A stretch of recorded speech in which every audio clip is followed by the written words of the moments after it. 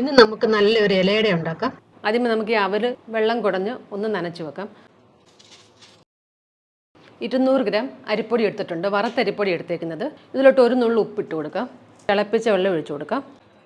ഒന്ന് കുഴച്ചെടുക്കണം. ഈ സമയത്ത് ഇതിലോട്ട് 1 ടീസ്പൂൺ നെയ്യും കൂടി ഒഴിക്കാം.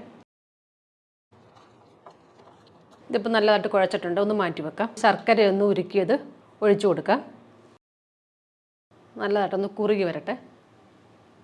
ഏലക്ക പൊടിച്ചത് ചേർത്ത് കൊടുക്കാം. നല്ല ജീരകത്തിൻ്റെ പൊടി വറുത്ത് പൊടിച്ചത് ചെയ്ത്. ഇനി ഇതിലോട്ട് തേങ്ങ ചേർത്ത് കൊടുക്കാം. ഈ അവലും കൂടെ ചേർക്കാം. പിന്നെ ഏത്തപ്പഴം.